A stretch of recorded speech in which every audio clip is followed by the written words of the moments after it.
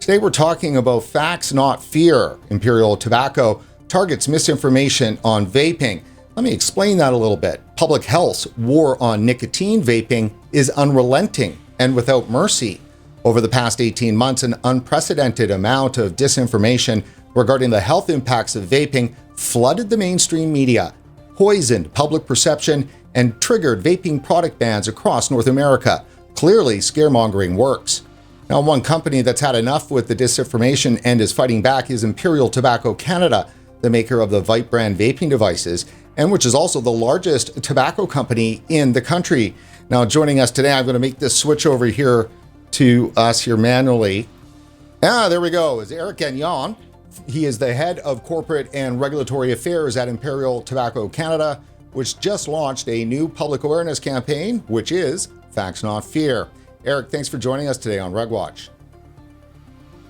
And before everyone goes crazy, there we go. Just one more time, just 1, 2, 3, 4 for us, please, Eric. Thanks for having me, Brent. Awesome, thanks, man. So, well, no, it's great. And so, before we get started on anything, I use the term big tobacco and big vape as terms of endearment, not as a pejorative. Is that going to be okay?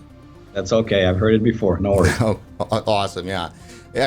Just so everybody knows, and I've said this before in countless episodes of ours, I've got nothing to say bad in terms of big tobacco, doing anything that caught me into smoking, right? I'm a big boy. I'm an adult. I chose to smoke. I did. And then I spent 20 years smoking. So, I don't look at companies that sell legal products as big bad companies, and that, us individuals are somehow without agency in the relationship in purchasing products. So that's how I wanted to start this. So let me throw this at you first, Eric. In the press release for Facts Not Fear, you state that government and media should not give free rein to anti-tobacco groups as they spread inaccurate and misleading information about nicotine vaping. What do you mean by that? Well, what we mean is there's a small but very vocal group of anti-tobacco lobbyists in Canada, and we know that they're the ones driving the agenda when it comes to health and related to tobacco and now to vaping. And what we're trying to do is there's a lot of misinformation related to vaping, be with the lung-related illnesses, be with the fact that youth vaping is an epidemic, or that the fact that vaping products are as harmful as traditional cigarettes. And because we're tobacco companies, our voice is not often listened to, and we thought it was important to speak out so that the Canadian population could at least understand that some of the facts that are being communicated are not accurate, and for people to make their own decision based on facts and not on a fear campaign led by those anti-tobacco lobbyist groups. Who are they? Do we know who they are? Obviously, there's some very well-known groups. Are there shadowy groups out there too? No. I think if you look at some of the provinces that have announced future or vaping regulations, those health groups are always there in the pictures, and they're the ones who are working hand in hand with the health officials in every provinces to shape regulation. The challenge with that is we have nothing to hide. We want to meet every politician in this country. We want to talk to health, but they don't want to talk to us. So you get stuck in a situation where the only way to get your voice heard is then to use a public campaign like this one. Some people will say that big tobacco is trying to influence public perception, but the only thing we're trying to do here, and for people who want to go on the website and see the campaign, which is factnotfears.ca, every piece of information and evidence out there is by third parties. It's not Imperial Tobacco studies. It comes from Public Health England. It comes from the FDA, CDC, Health Canada, and it's health experts around the world who recognize that vaping is less harmful than traditional cigarettes, and that if you're a smoker, switching to a vaping product is less harmful. Now, Eric, you're not able to see this, unfortunately, at the moment, so I'm showing our audience the Facts Not Fear website. And, I said this last night on a little bit of a test stream that we were doing, and out of all of the executions that I've seen over the course of some years by tobacco companies and the larger vape companies and stuff, I thought this one was a fairly good one. Like, you're not holding back too many punches. You're identifying anti-tobacco groups. as playing a role. You're stating that maybe that role that they're playing is one that's outsized, you know, of what there should be, right? They're certainly not elected. So if they're not elected, who do they actually represent? I want to know who Lung represents. Who does Hart represent? What gives them the right to get in there in such a strong lobbying position and take a prohibitionist attitude and changing the lives of, you know, millions of Canadians? Yeah, well, I think what's been frustrating, there's a couple of things here. The first one is, as a tobacco company, we've been challenged, I'll say, for decades to come to the market with less harmful products for consumers because we know the health risks associated with smoking. And now that we've done that and that we're investing a significant amount of money to try, you know, to provide alternative solutions that are less harmful than cigarettes to consumers, then you have some health groups who are trying to kill the category. It's a world upside down right now. I mean, we're fighting with governments and health groups to try to defend a product that will take people off cigarettes. So that has been very frustrating. The other thing is some of these health groups are saying that they're doing this to protect Canadian youth. And this is where it's frustrating. And don't get me wrong, I mean, youth should not smoke and they should not vape. But, you know, vaping amongst youth in Canada is between 20 to 25% right now. Alcohol drinking with youth in Canada is around 50%, and marijuana smoking is around 30%. And yet none of these groups are advocating for flavors to be banned in alcohol or in marijuana, or for alcohol to be at 21 years old. And so really, if the objective is to protect Canadian youth, why isn't any of these groups advocating for the same restrictions on these other products that they're on vaping? And the answer is simple. I mean, it's been publicly said many times that these groups are more anti-tobacco than they are pro-health. They have said publicly that they want the legal tobacco companies to go bankrupt in Canada, and this is just another step in that direction for them. So obviously, I mean, we know this, and you don't know this too, is they see vaping as not as a tool to help save smokers' lives and reduce harm. They see it as a tool to keep big tobacco in business. Yeah, but the challenge is when you have, you know, groups like Public Health England, which is the equivalent of Health Canada, saying that vaping is at least 95% safer than traditional cigarettes. They evaluated that in the UK, probably around 4 million smokers have stopped smoking because of vaping. In the US, they evaluate that's probably around 3 million people. So the fact of the matter is the evidence and the science is there. And at one point, we're hopeful that regulators will recognize that this is a less harmful alternative to smoking. This is a great public health opportunity. The government of Canada says they want to reduce smoking below 5% by 2035. And we believe that the only way to achieve that is to embrace a harm reduction strategy that will include vaping as part of the narrative. And hopefully we'll get a lot more smokers that want to quit smoking to try vaping and then get their way off cigarettes and use a less harmful alternative. It's a strange catch-22, isn't it, in a way, because these same groups back, you know, before vaping, back in the 1990s, when cigarette companies were looking to develop safer cigarettes, smokeless cigarettes and so forth, and there was a little bit of vaping technology developed around that time, but there were other things that were developed. They just absolutely lost their minds. There is just no way that we can trust the cigarette companies to make something that's safer, and they just always seem to be one step ahead of whatever thing you're doing that you thought that's what they wanted, and then all of a sudden becomes terrible and you can't have it. And they just seem completely a group of people that you could never satisfy their demands. Well, the challenge with that, Brandon, is I think vaping is a good example in Canada. For the story and for the people watching, vaping was only made legal in Canada in May of 2018. And we weren't in the market before that. We waited for the products to be made legal before entering the market.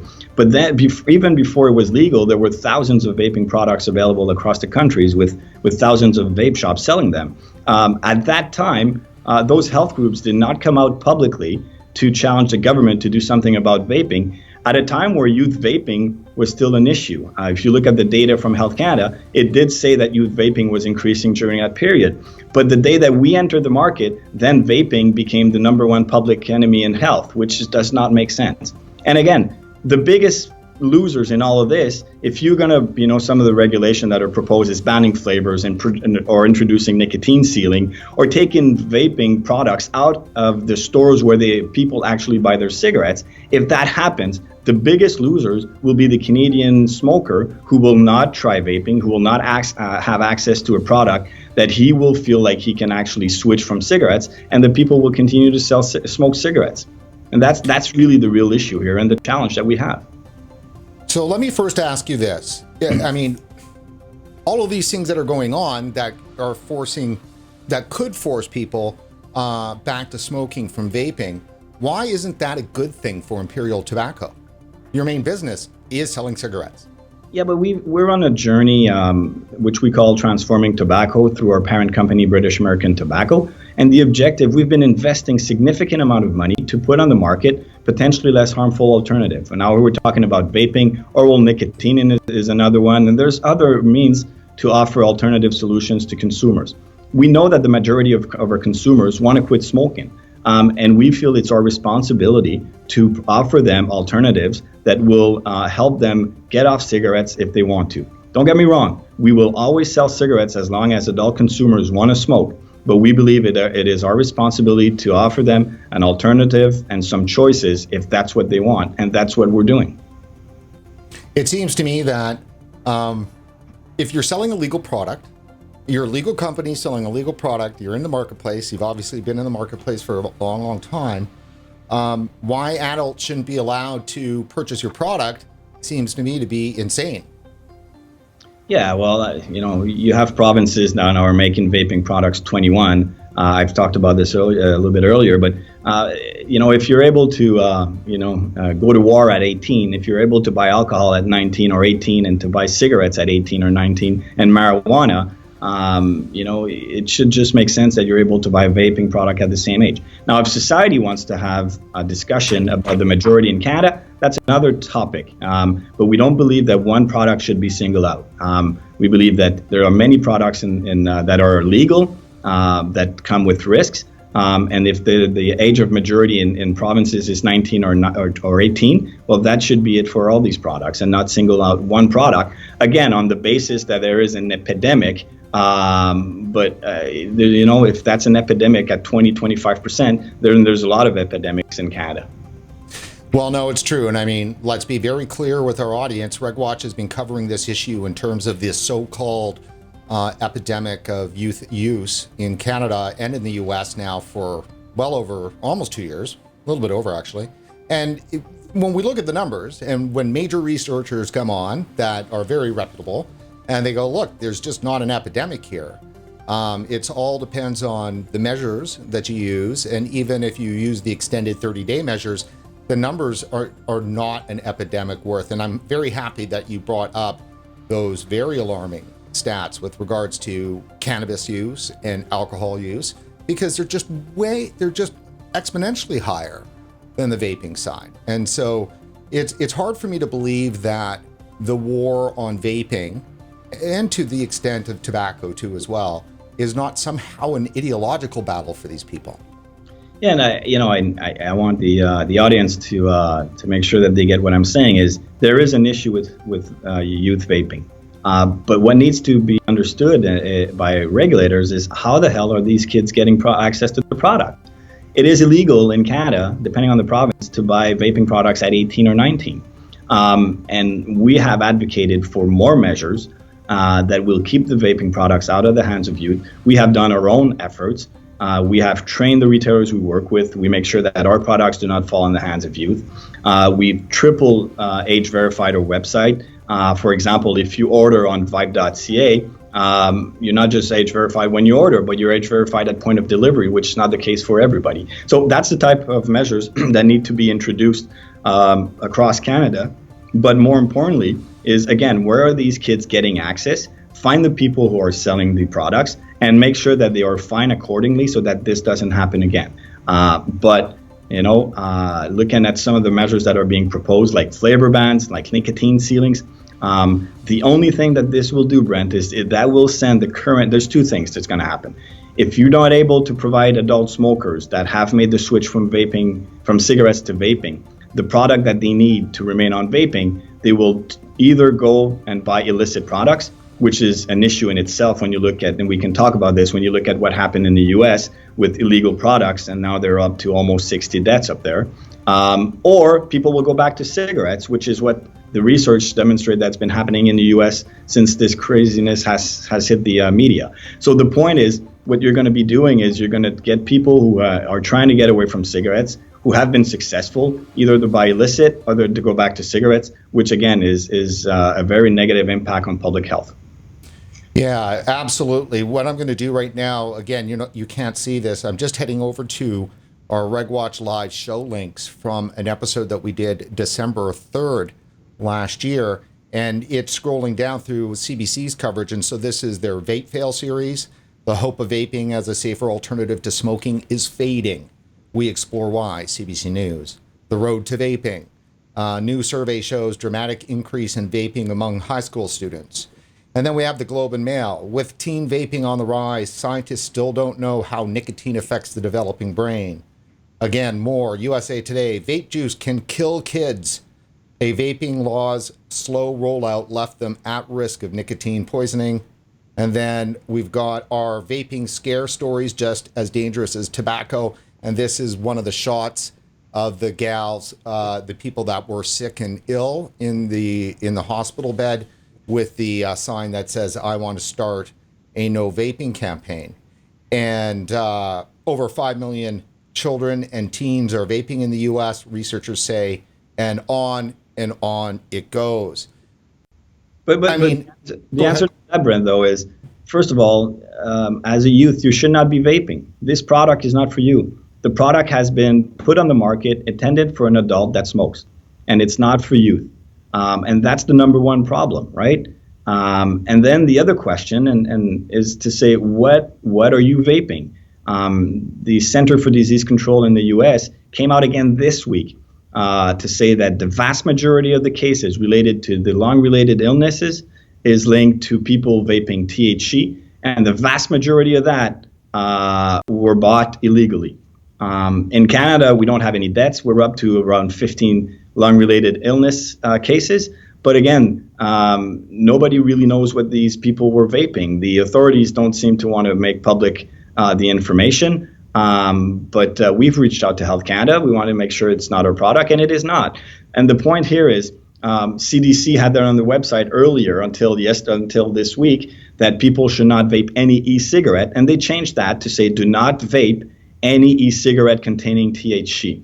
So there's been, and this is where I'm leading into this misinformation campaign. It's all good for media to inform the public about the facts, but you need both sides of the story. If you're going to talk about lung-related illnesses, well, you need at least to make sure that people understand that this is not related to nicotine vaping, but to THC vaping, and mostly bought on the black market. And that's what that's why we created this public awareness campaign, so that people will understand the facts around everything that's being said right now. And very well put. And so then on that note, though, let me toss the hook in here for a second. I've just jumped over to the Globe and Mail piece from Carly Weeks from November 16th, how the vaping industry is targeting teens and getting away with it. And the subheadline, it's illegal for Canada's new smoking barons to sell their wares with lifestyle advertising or kid-friendly flavors. Yet with the help of social media influencers and viral marketing, many do. And now I know you've seen this piece.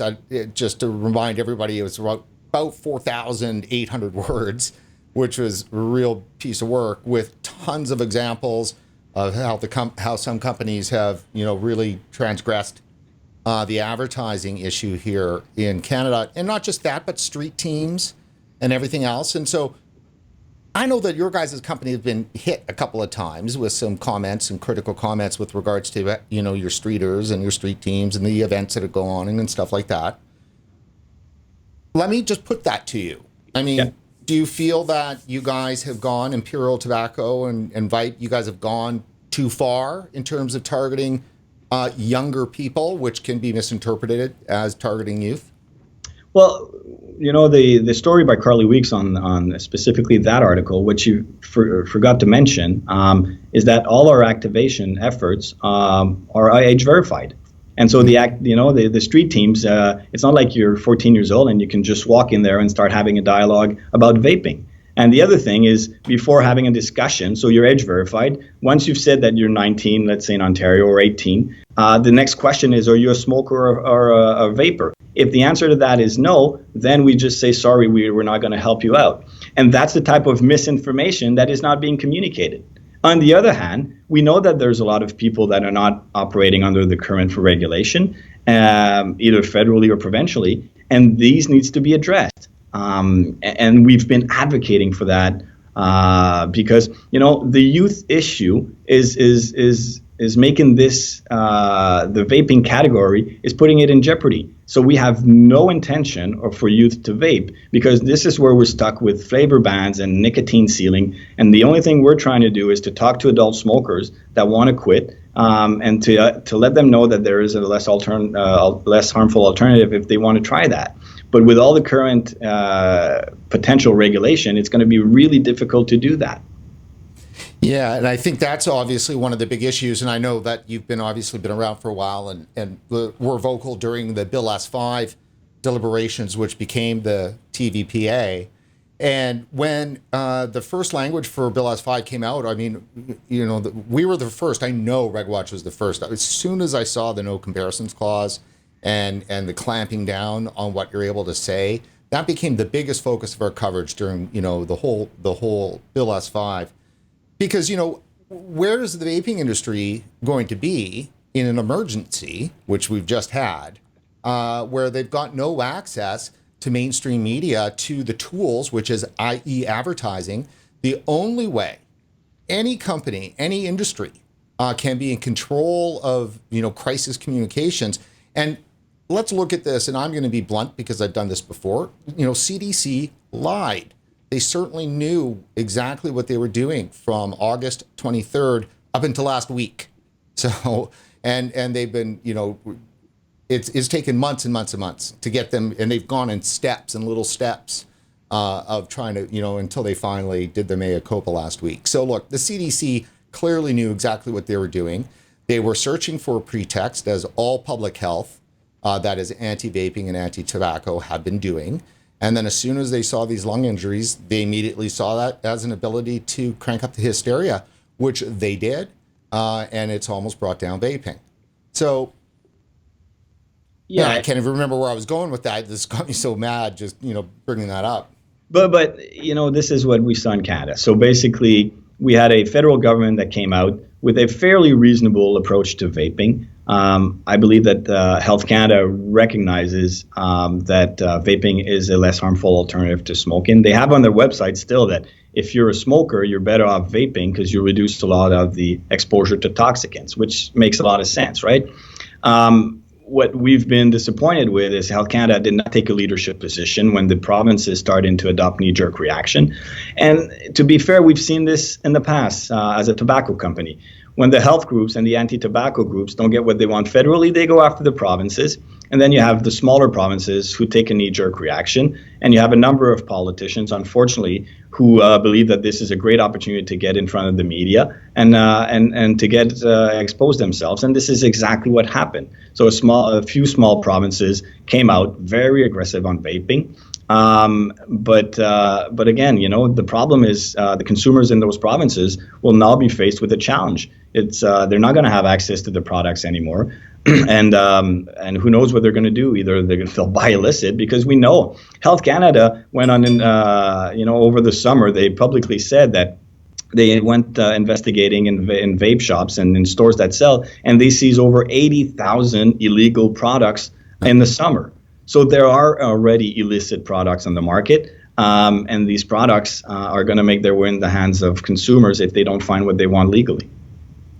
So I totally agree, and that's a bit of a rat's nest issue there, because how they may have been too picky, they may not have been too picky. I do think that, and Health Canada is not prepared to provide real guidance on the more technical issues of what kind of an image on a thing might look like a person and not, and they just don't have that capacity to do that. So let me ask you this: it was towards the advertising. So in the crisis emergency that we just had in Canada, there was no real ability, is there, for you to go out and buy national advertising to set the record straight on vaping, or is there? So you guys obviously have been working with, advertising restrictions with regard to tobacco for so long now. And you know what the vaping ones are.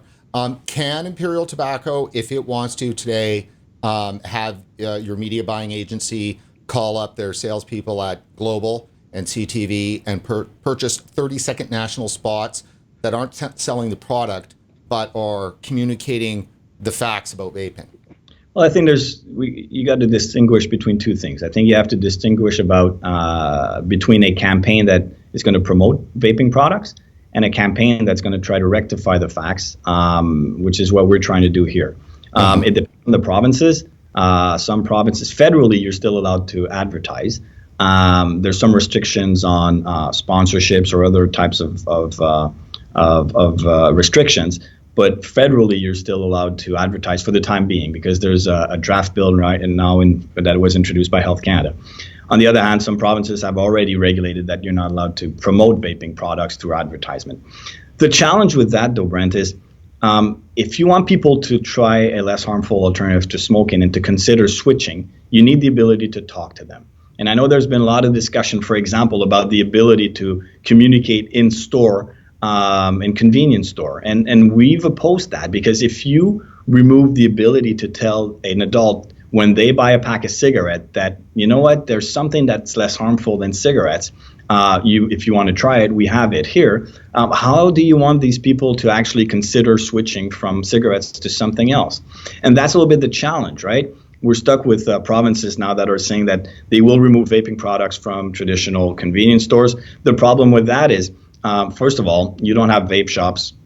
In some provinces, you don't have vape shops everywhere. So the people who live remotely won't have access to the product. On the other hand, the vast majority of the people who are visiting vape shops are already converted to vaping. What you want to try to convert is the people that continue to smoke, and they buy their cigarettes in convenience stores.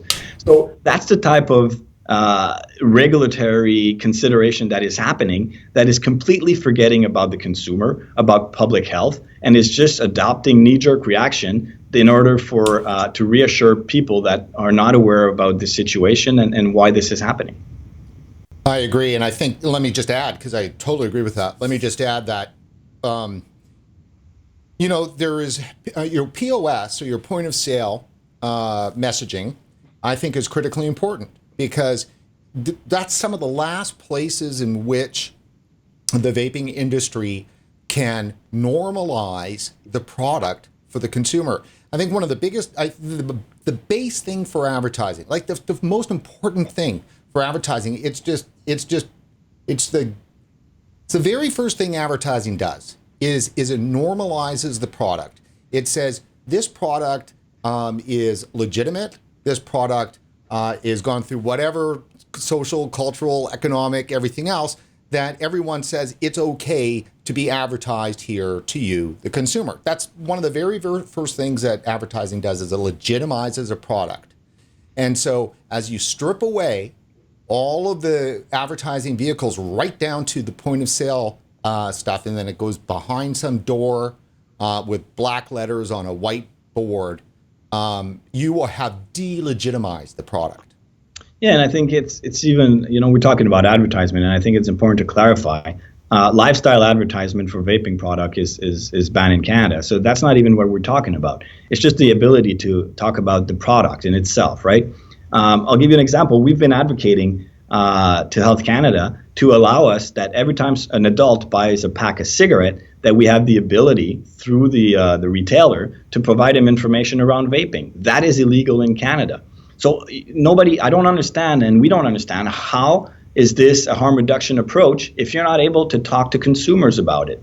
And so that's the type of debate that we believe needs to happen publicly. The problem is, and you know this probably, but with disinformation and the fear campaign that's been going on, the Angus Reid survey that was released recently says that more than 60% of the Canadian population believe that vaping products are more harmful than cigarettes, and this is inaccurate. This is fundamentally and scientifically false. But the problem is, because you have health groups that are entertaining the fact that vaping products are harmful and that it's the worst thing that ever happened. That the majority of the population look at the titles, they look at the headlines, and they say, "My God, we shouldn't touch that at all." And so people will continue to smoke and continue to believe that this is not a good way to stop smoking, which actually it is if you look at all the science out there. Yeah, there isn't a single part of the whole puzzle here that there isn't a huge amount of disinformation that's just opposite. And what I've found too as well, and they've been pretty cagey about it, is that they are attacking the foundational science. So just recently, Bloomberg's now done a couple of pieces. They did a very, very big one back at the end of September that immediately went after, in general, Royal College of Physicians, PHE, Dr. Pelosa, Dr. Forsalinos, and so forth, and just, kind of went after everyone. And then I think just last week, or the week before last, they went at David Sweener, they went at Forsalinos again, they went after RCP, and this was a piece that was trying to delegitimize the 95% safer. So they discussed about how it wasn't really scientific, it was just a bunch of people that got into a room and blah, blah, blah. And so, I mean, nothing is more clearer, than that kind of action. This isn't just reporters going, "Oh, I think I want to write a story today," and talking with their assignment editor. This is the health groups pressuring and working with their allies in the media to create these stories. Now, if you look at the Globe and Mail and that piece by Carly Weeks, I'm sure she's a fantastic reporter. I've been in television news for 30 years. I know how much research it takes to produce a piece like that. There's no way that she wasn't handed a dossier from cancer or from lung, heart, right? There's outside health groups that, put together the dossier and pitches that to mainstream media. And I'm sure quite similar has happened with the CBC and Kelly Craw. Yeah. There's no doubt in my mind. There's a couple of things, and I'm not here to accuse, so I'll let you let me do that. But on the public health angle and the 95%, this is a very respected health group, actually a government body. I don't think they care because they have 4 million people that stop smoking in their country right now. And throughout this crisis, they continue to put out statement that vaping is less harmful, and they stand by that number. On the stories around discrediting, and the only thing I'll say to that is there's a lot more stories now that are starting to pop up that seem to suggest that a lot of these health groups are funded by pharma companies that have a lot of skin in the game when it comes to nicotine replacement therapies. We know that nicotine replacement therapies the sales are going down. And it makes sense when you think about it. A lot more people are vaping. So I think there's a lot more journalists that are starting to ask those questions, and it's going to be interesting to see how that pans out over the next couple of months. Let me ask you about Health Canada, Eric. Because we were fortunate enough to spend some time with Susie McDonald back a few years ago when S5 was just being pushed and rolled out. Yeah. And James Van Loon has been on our show twice too as well. And I get the sense that they're positive towards vaping. I think that from a regulatory point of view, I think they felt that the framework they put together was balanced, and knowing that that was the word that Susie used numerous times, was that striking a balance was what they were trying to do.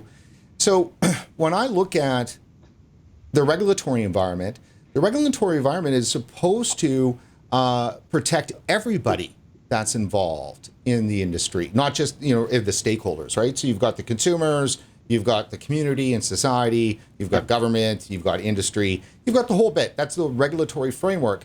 And so to have gone through that process and for it to become law May 2018, and months later, months later, September, right?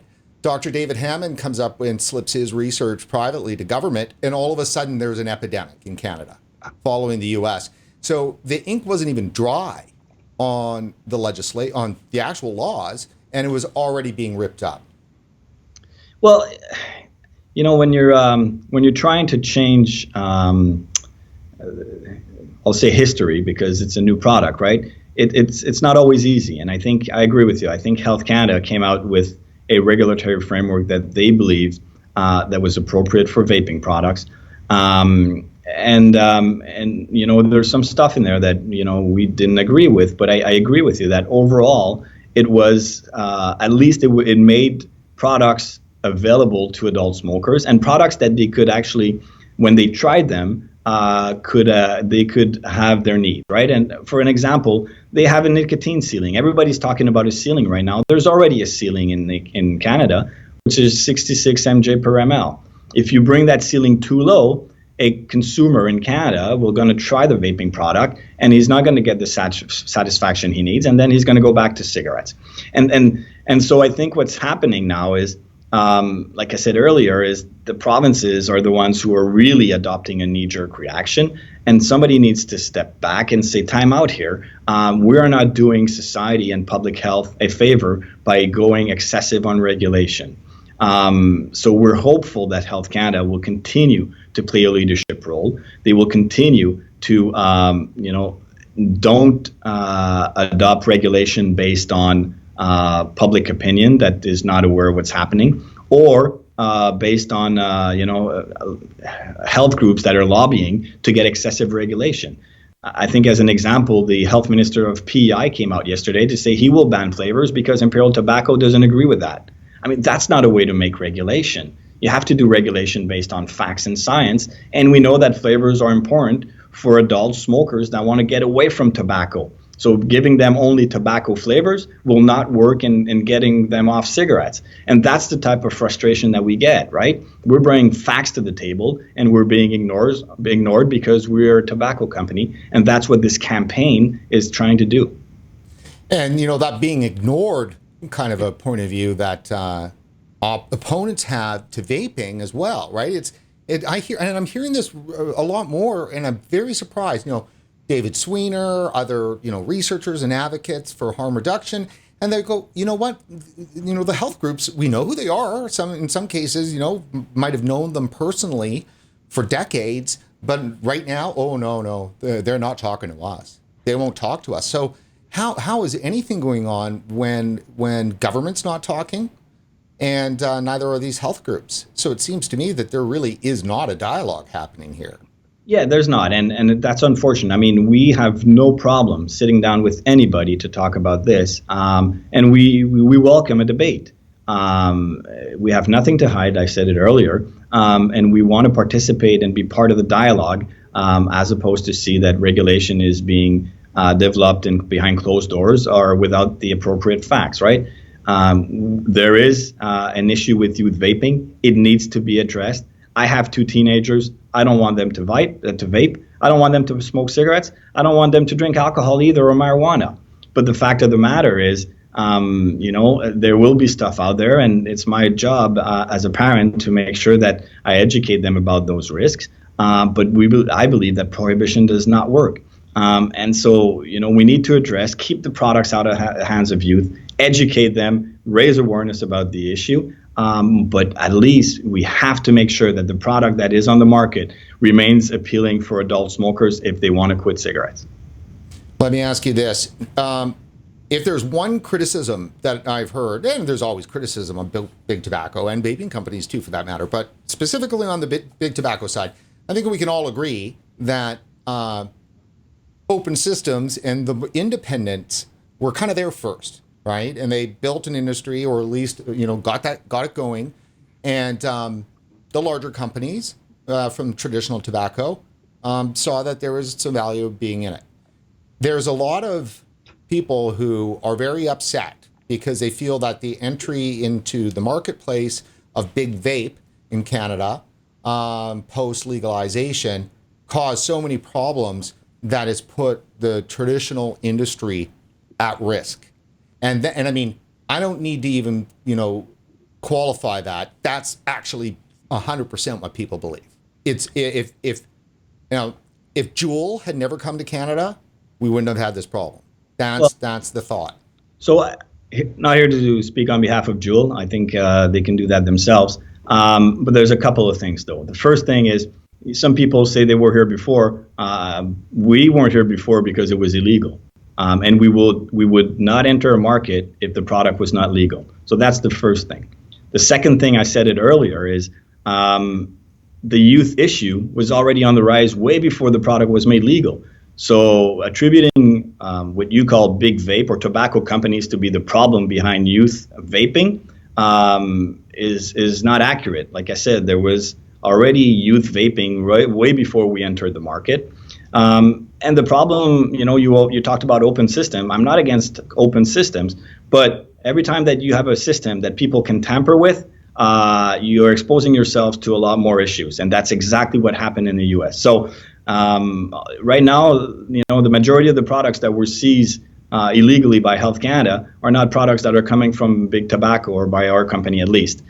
So I think we have to be careful. These are general statements that anti-tobacco groups love to bring to the table that are very, they look good in a headline. But when you actually drill down and look at the facts, this is very misleading. Do you think part of the plan and strategy from the anti-tobacco groups, the anti-vaping groups, has been to drive a wedge inside the actual total vaping community? I don't think so. I think their strategy is to try to kill the category as much as possible, which doesn't make sense when you think about it.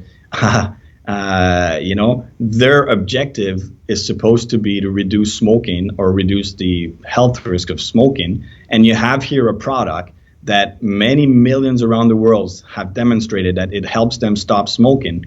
And yet they continue not to embrace it just because a company like Imperial Tobacco is part of the business. This is where I question, and we question, are they really there for the health aspect, or are they there because they are more anti-tobacco than they are pro-health? So that's actually, as I was getting at, it's more ideology than it is, health oriented. Well, I think the question needs to be asked to them, right? To your I would point, love to do that. As we all know, they won't talk to us. obviously. And then, we, like I said, Brent, we have nothing to hide.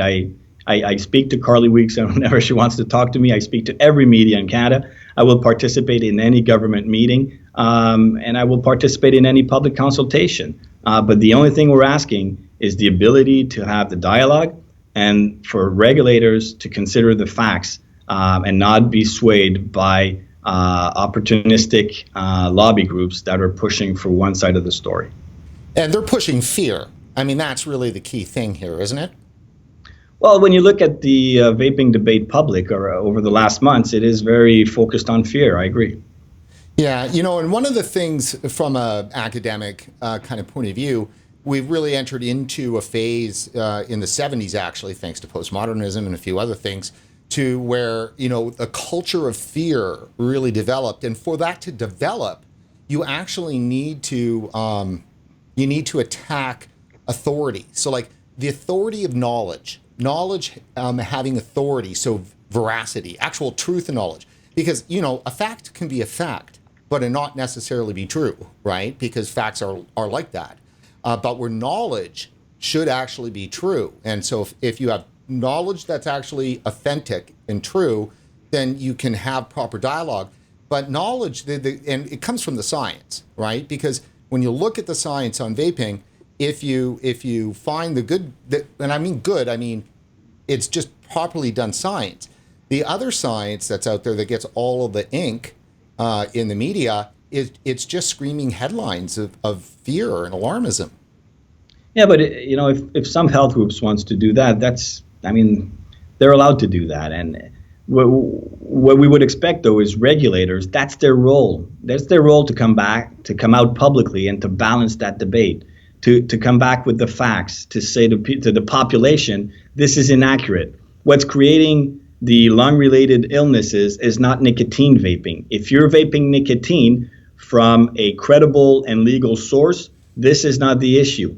If you are buying from an illegal source and vaping THC with vitamin acetate E, who seems to be the issue, that's the problem. And that's what we need. So some health groups will always push for that, but the regulators as they are elected by the population, we believe that that is their responsibility to bring back the facts to the debate and to put together regulatory frameworks that would consider these facts and not act on fear. I agree. And a couple of more questions and then we'll wrap up. I want to stay on the Health Canada line because in our reporting back in September and October, we were like, where's Health Canada? Like, why aren't they coming out and providing some clarification? Because as it was just spinning out of control, the media stories, and it was becoming clearer and clearer, the moment that I believe it was October 4th, when FDA came out and did that and said, whoa, wait a minute, this is just all THC carts, illicit THC carts. FDA pulled out and said, whoa, we're not with the CDC on this one anymore. And that was October 4th. So that should have been enough for Health Canada to have gone, okay, and they're obviously talking back and forth, and to get out there into the marketplace and provide some clarity for Canadians and consumers and all the, hundreds of thousands, if not over a million Canadians who use vaping products. And then their family. So, 4, 5, 6, 7 million people out there that are directly connected with vaping in use and family and worried and concerned about family members. And instead, it was allowed to poison the entire environment and social circle around every single vapor. So, in fact, that crushing social pressure that public health and health groups laid upon every smoker through the 1990s and then into the 2000s, shaming you, getting your family to shame you, getting your friends to shame you, all those things to get you off, and you went to vaping. They turned all of that faucet right back on and destroyed the virtues of vaping. Yeah, well, and the challenge here is, not the challenge, the disappointing part of all of this is that fear campaign is working, right? Most provinces have come out to say they will further regulate vaping, but not just regulate, because we will support reasonable regulation that will protect youth, but excessive regulation. So most of the provinces said they would do that. The Angus Reid survey demonstrated that the vast majority of Canadians now think that vaping is more harmful than cigarettes. So that fear campaign is working. I've said it earlier, I think Health Canada continue to do the right things. I believe that Health Canada continue to believe that vaping is less harmful than traditional cigarettes. But in a perfect world, they would have played a leadership role like they did in marijuana before it was made legal, right? They would have sat with the provinces. They would have tried to find a regulatory framework that was according for the vaping category. And we're still hopeful that that will happen over the next couple of months. Now, you've been hearing the language, I'm certain of it, on the provincial level. They've been making comments that Health Canada got it wrong. Health Canada, didn't get it quite right. You see these same comments from Cancer and, in all the media reports.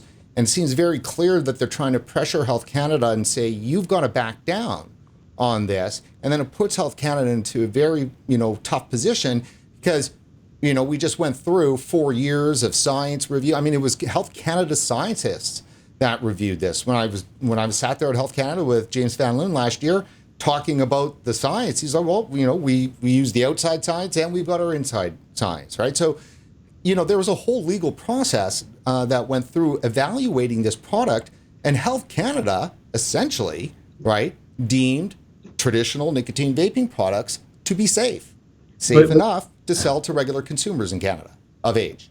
I agree. And blaming Health Canada for the current situation is inaccurate. I mean, Health Canada put a framework that, for example, you are not allowed to sell a flavor that could be appealing to youth, such as confectionery. That is already illegal. And why do you need an extra set of regulation on flavors? It's already illegal. But what you need to do is you got to make sure that the current regulation is enforced. Right? Lifestyle advertisement is banned. You're not allowed to do lifestyle advertisement. There's a number of things that are already illegal in this country that continue to happen, and provinces continue to, go after new regulation that will not be respected or that will send consumers to the illegal market. While the priority would be to enforce the current regulation, it is illegal today to buy a vaping product if you're not 19 or 18. And the question remains to us, how are these kids getting access to the products? Well, I think some of the research actually shows that a lot of it is social. It's social sharing.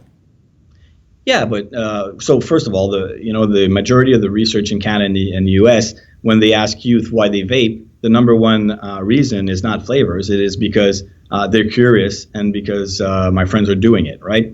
And for social sources, I think some media reports suggest that a lot of the kids are buying them online, buying them bulk, and then selling them in the schoolyard. For example, you're not allowed to buy on Vype.ca bulk products. If you do, we block the order immediately. Nobody should buy bulk vaping products for your personal consumption. And then if you get them from social sources, like I said earlier, you need to educate young adults that buying for underage people is illegal. The same way you would not buy cigarettes, you should not buy vaping products. But then again, this is education, awareness, and enforcement. It is not prohibition. So, as we're getting close here to finishing up, I think, first of all, I'd like to ask you this, because we're on the flavors. Vype has a lot of flavors. And obviously, Juul just announced recently that they're going to be pulling a bunch of their flavors off the Canadian market. I think mirroring pretty much what's going on in the States. What's Vype going to do? Because, I mean, you're a flavor company. Well, first of all, we don't have lots of flavors. We have some flavors, but we're not pulling our flavors out. We're continue to be confident that the people using Vype are adult smokers that wanted to transition away from cigarettes. They want the research demonstrate that these people want flavors. They don't want tobacco flavors. They want other flavors to be away from tobacco. And we believe we have the responsibility to continue offering those adults the product that they want to stay away from cigarettes. So we will not remove flavors from the market. Nor do we believe that flavors are the issue related to youth vaping. Like I said earlier, the reason number one is because my friends are doing it or because I was curious about it. So, removing flavors, I think, is not the solution to the problem. No, I'm not even going to go down far down this river here right now. Just it's the concept of flavors being a problem to me is just right out of the bat. That's not the issue. Progressives love using flavors as their entree into banning products. So it's something inside their brain. It's about pleasure, and they don't like individuals having pleasure. But that's a political thing. I'll save that for another time. So let me ask you this. What is Imperial Tobacco doing, and you're part of VITA too as well, what's going on to fight these actions provincially? Is there anything that can be done in PEI, Nova Scotia, BC, and then, of course, the big kahuna, Ontario? Well, continue to do what we're doing and trying to raise the concerns about the misinformation, trying to, speak as much as we can. And hopefully, but this will not be achieved by Imperial Tobacco alone. I think there's a lot of vapors out there that have stopped smoking. I think they need to speak out. The voice of the consumer is important. I think other in the industry do. And I'm hopeful that some health groups that recognize that vaping is less harmful than smoking will speak out. Like I said, there are a small but very vocal group of anti-tobacco lobbyists that are advocating for excessive regulation. But there are many, many health groups in Canada that recognize that vaping is less harmful than cigarettes, and that if you're a smoker, you're better off vaping. And these voices need to come out. It's insane that we're still even having this conversation. That specific point you just made there, that look, vaping is better for you than smoking. That's like a big duh. And that shows the success of the anti-vaping and anti-tobacco forces to pigeonhole us to still be fighting on that fundamental, first in the door issue, which is that, vaping is less harmful than smoking. That is just such a no-brainer. So what is your advice then? Let's do it two ways. Okay. If there's one message you'd like to get out to the public who are not vapors, who are a part of that so-called 60% that believe vaping is as harmful or even more harmful than smoking, what would your message to them be? Well, I think the message is you need to understand the facts, right? And the facts are that vaping is less harmful than cigarettes. The facts is that vaping is not for youth. It is a product that is intended for smokers, adult smokers that want to quit smoking, and that the issues related to lung-related illnesses is not created by nicotine vaping, but like I said, in the U.S. by public health authorities, is linked to vast majority of these cases are linked to THC mixed with an ingredient which is called vitamin acetate E, which is, by the way, already banned in Canada. So I think in a short answer to this is please get the facts right before making an opinion about vaping. And you can go to factsnotfear.ca to do that. You can do that. And for anti-vaping groups, what's your message to them? Well, I'm not sure it's worth it because I don't think they listen to me. But nonetheless, I would believe that, the objective is to put the objective of public health at the core of this. And I believe that there is a proper way to regulate vaping category that would protect the Canadian youth while allowing the vaping products to remain an important alternative to smokers that want to quit smoking. And that, I believe, comes with making sure that there's access, that the product contains the flavors that consumers want, and that there's a nicotine ceiling that is high enough so when the smoker tries a vaping product, he has what he needs instead of just saying, I don't like this, and then go back to cigarettes. And finally, in terms of the provinces, which do seem to be the ones that are kind of driving the bus right now in terms of all the restrictions, what's your message to them, and specifically making sure on the flavors, convenience store, advertising side, what's your message to the provinces? Yeah, I almost want to be careful because it appears when we ask something, governments do the opposite. But at the end of the day, I mean, I don't want to repeat myself, but again, it's, base the decisions on fact. I think there's an enormous potential for public health here, and it would be just very negative for Canada to just adopt a regulatory framework that would kill the vaping category.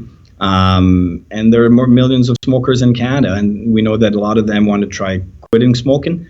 A lot of them have tried through nicotine replacement therapies that did not work.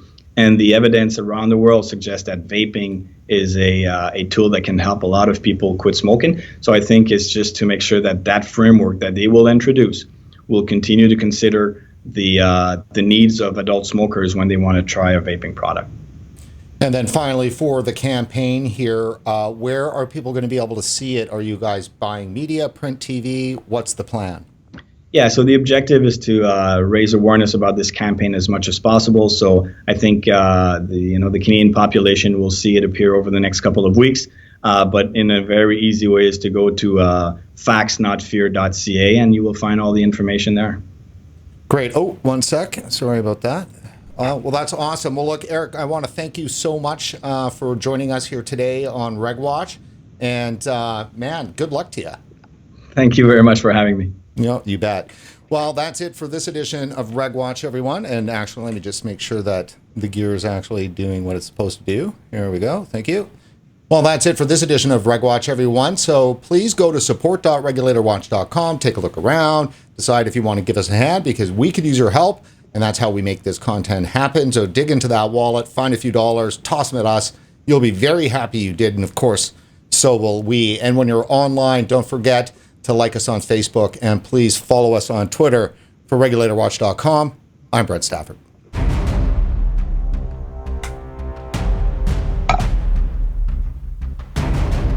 One sec.